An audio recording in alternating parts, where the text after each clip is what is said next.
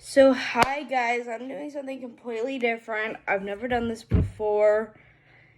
I'm gonna be doing S-Walker stories.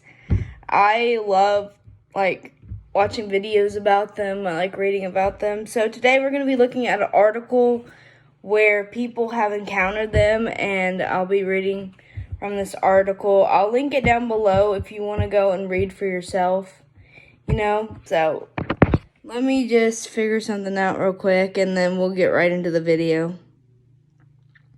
Awesome. Okay, so the first story is I don't know how to say that. I'm going to say it wrong. Y'all know Douchey is watching me, which is another term for S-Walker. Okay, so I'm going to be looking at my computer screen, so I may not always be in frame. But, yeah, I'm trying to get something out of the way. Hold on. Oh, crap, I went to something else. Stop doing that. I don't want you advertisement. Sorry it's taking me so long to get in the video. Some stupid shit keeps popping up on here. Okay, so y'all know No Douchey is watching me is the first story. So let's just get right into this video. Here, I'll move it over a little bit so you can see me in the frame. My grandmother on my mother's side has always been a very superstitious, for lack of a better word. She's not religious, but she does believe in a lot of paranormal stuff. Her mother was full-blooded Navajo, and her father was Irish.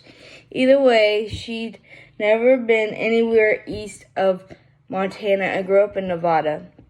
One year when I was in grade school, we went to visit her.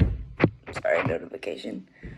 So I'm looking at the computer, so that's why I'm not looking at the screen, so just so you know.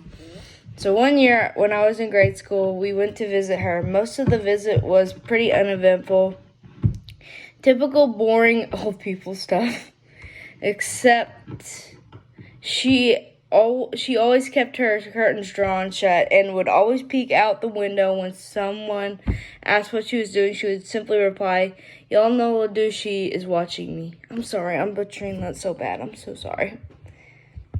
This went on for nearly the entire visit until a few days before we were due to leave. My grandma and my then baby brother, he's 19 now, were in the front yard. I've heard this story before. We're in the front yard that evening planting flowers when all of a sudden my grandma started shouting, insert little brother's name here. So let's say, pretend his name is Jason. She's shouting the little brother's name, Jason. Jason, here, get away from that creature. It's not safe. Of course, being in Nevada, we all assumed that my brother had found a scorpion or a rattlesnake. So we all ran outside to see my grandma, clutching my little brother and shaking in terror against the side of the house. Standing out in the yard was a large, black, Great Dane-sized dog. It was staring at my grandmother with an intensity I've never seen before. It looked up at us, gave a little huff, and bounded off. I don't remember if it moved usually fast or not, but I do remember it had really deep yellow eyes. When my mother asked my grandmother what had happened, she kept repeating, "The y'all know Douchey has found me." She moved a couple weeks after that. So I'm just going to give my little commentary now that I finished the story. I'm sorry for pronouncing it wrong. I tried. I butchered it, I know. I can't talk. I had heard that story before, on,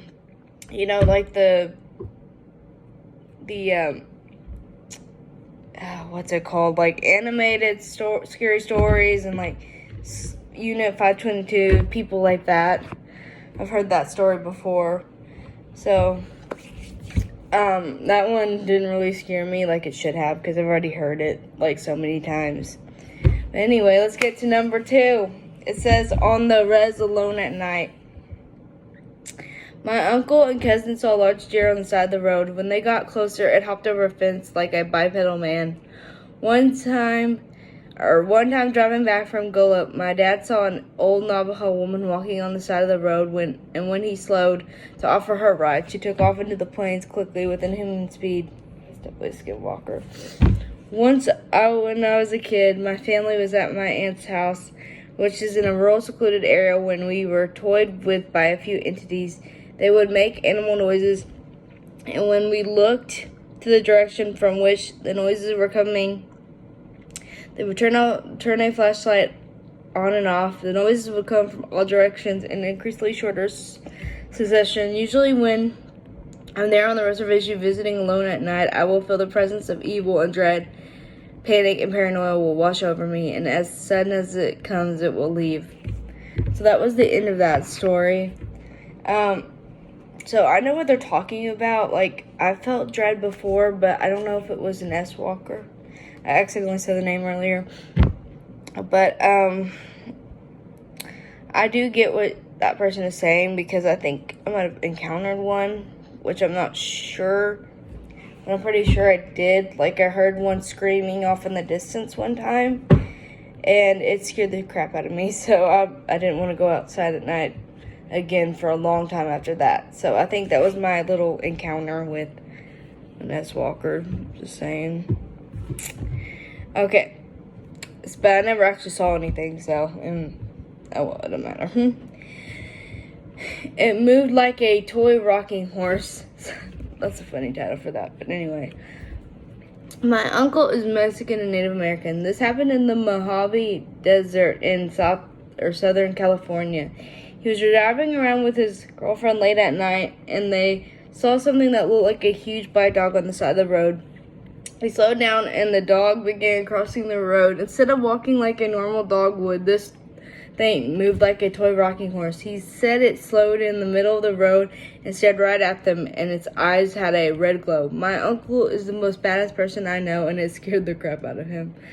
Yeah, if I saw that, it would scare the crap out of me too. Like, I'm not even kidding. And the black dog thing reminds me of, like, a girl said, like, her family would see this black dog all the time throughout, sorry, I'm moving some stuff around, that her family would just keep seeing this black dog, and it's like a sign of death or something, like a bad omen. And there's also an urban legend about this dog, that if you see it 3 times, you die. And so it's kind of what this story is giving me vibes of, but it's an S-Walker, so I'm gonna say that, yeah, that's horrifying. Okay, this is definitely, you can tell that this is a skinwalker story. I said the name again. God, they're gonna come and kill me. Okay, anyway. They ran away on their back legs. That's the name of the story. So this happened about 12 years ago. My family owns a farm in the heart of an Indian reservation. One winter, I was home for Christmas taking care of the farm, while my parents were away Christmas shopping, as I was home by myself way late in the night, and I can't talk, and I hear all our cows freaking out. I know it had to be the wild dogs. Hold on real quick. Rampant in our area. Go. Stupid fucking thing won't go away. Anyway. So, sorry. The dogs rampant in our area. So I threw on some boots, grabbed a shotgun, loaded it up, and headed out to the field. This was a perfect scenario for a horror movie. It was cloudy, but there was no full moon.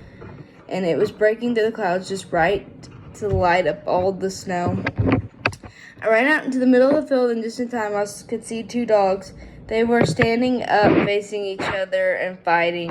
I think perfect, 2 for 1. So I pumped a shell into the chamber of Mr. 12 Gauge, and then it happened. The 2 dogs heard the rack. They both stopped, looked over at me, and ran away on their back legs. Immediately I froze. And every good story about S-Walkers and all the native stupid thing keeps popping up. Some kind of advertisement. Immediately after, there's an ever good story about S-Walkers and all the other Native American legends I grew up with flew through my mind. Keep in mind, I am a white guy, and up until then, these were all just boogeyman stories that the Native kids liked to tell us to scare us. That night, they became real to me. Well, yeah, that's one good indication that you encountered something that's not human. And never discredit people when they say they see something. They see something, and yeah, that's scary. That's terrifying. And I'm sorry, I keep shaking the camera. Like, the stupid ad keeps popping up, and I keep clicking it to go away. And anyway, so yeah, that definitely indicated S-Walker vibes to me. Like when they just stand up on their back legs and run away.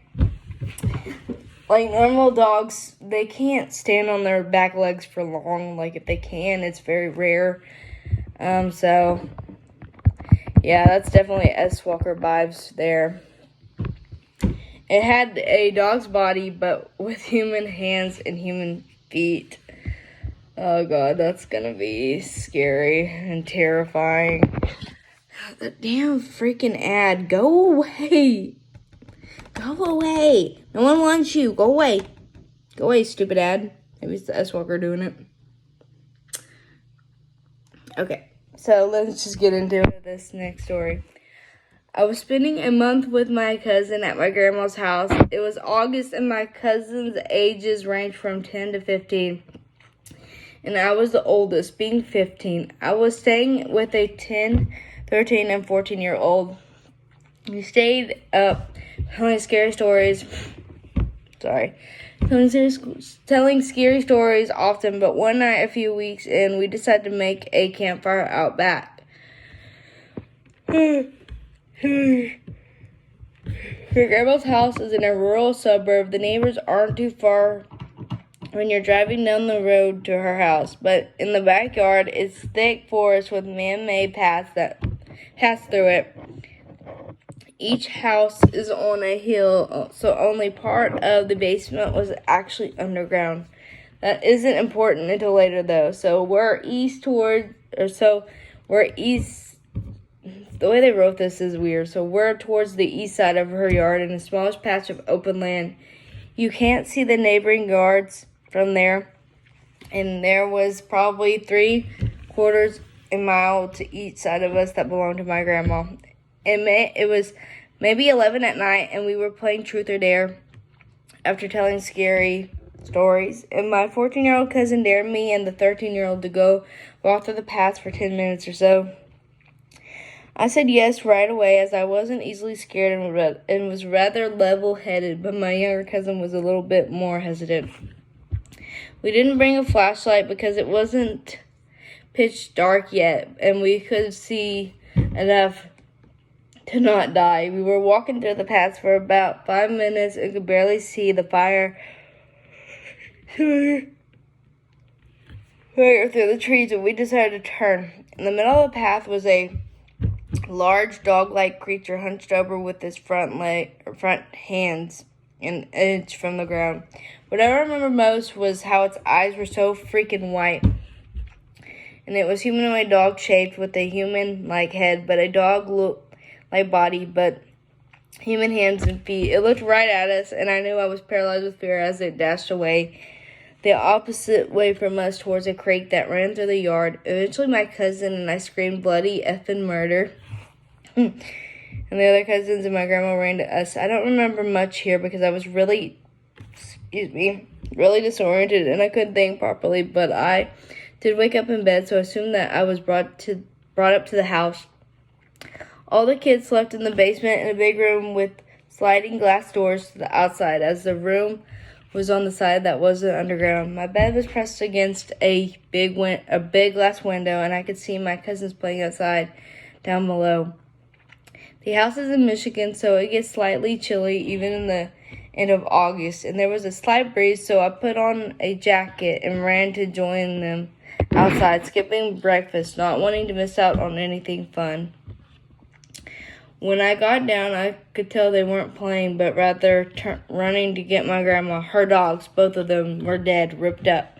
That night, we went to bed early. I woke up at maybe 2 in the morning because I felt something hit my head. My cousins were all sitting on the double bed opposite me on the other side of the room. There was one bunk bed and 2 double beds, and the double beds for me and my 14-year-old cousin. They were being quiet and staring at me. The 13-year-old nodded his head toward the window. I froze. They all looked afraid. I turned my head slightly to the side, and I saw a really messed up looking face pressed to the window with gaping eyes looking down at me. I screamed so freaking loud, and it bolted. My grandma called the police after I told her what happened, and they found nothing. I went home after that, and I have never been there during the night again. Yeah, I can see why you wouldn't want to go back. That is terrifying. Super, super terrifying. I don't know how I feel about that one. I've heard that story before. It's super, super creepy. Like, super, super, super creepy. I don't like that story. That one is, like, the scariest one to me. Because I have a fear of people, like, looking in through my window. Or just anything looking in through my window at night. I don't like that. So, that scares me the most. And I'm going to stop at number 6 because this video is already super long. And I'll continue the other 6 next time. I'll leave the article down below in the description box. And yeah, so let's get into number 6. It was neither fully human nor fully animal. Oh, it says 12. There's only 8 on here. Anyway, let's just get into this. It was neither fully human nor fully animal. In July 2004, near New Mexico, I had my first and only encounter with a S-Walker. Before this, I used to say, I'll believe it when I see it. Well, I'm a believer now. What I saw was not full human nor full animal. I was moving and had just completed the cleaning and was with my 10-year-old son. We had called it a night and we were headed to our new place. As we walked out the front door, I saw a figure move from behind my neighbor's car to a nearby tree that stood between our apartments. It didn't have red glowing eyes, snarling teeth, or rotten smell. It did move quickly, but not quick enough to avoid the light from a nearby light post and the porch lights. It didn't look at me or come toward me. It moved as if it was trying to avoid being seen. I was within 15 feet of it, but I did not look back to fully inspect it. What I saw was a wolf-like animal that sort of resembled the Beast in Beauty and the Beast, just not cartoonish. It had brown fur that completely covered it. It wasn't a pelt. It was a very large wolf. It didn't have any human traits except that it walked on its hind legs. It cowered behind the tree as we got into our vehicle. When I got in, I asked my son, "Did you see that?" Thankfully, he hadn't. My brother-in-law insists that it wasn't a S-Walker because I would have never seen it. To this day, I can picture what it looked like, know they exist, and I pray I never encounter one again. So, your brother is wrong because all these people have seen these creatures, and so, or your brother-in-law, he's wrong because people see these creatures all the time, so he's wrong. And I believe you saw one because you said it was, on its back legs, which is a good indicator that it is one. I've also heard that if they don't have a tail, that's a S-Walker as well. And so I believe you, Sarah. I believe that you saw S-Walker. Or you might be a ma'am. I don't know. I'm sorry. Whoever wrote that. Just know I believe you. Okay, and this next one is short. I was only going to go through 6, but I'll do 7 too. So, it's called The Grove.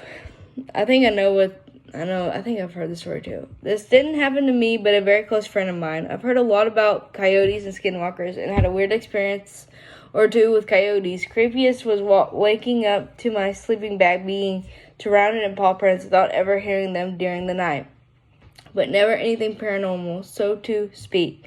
Patrick's story, however, kept me from going back to a favorite backcountry secret stash. He was leaving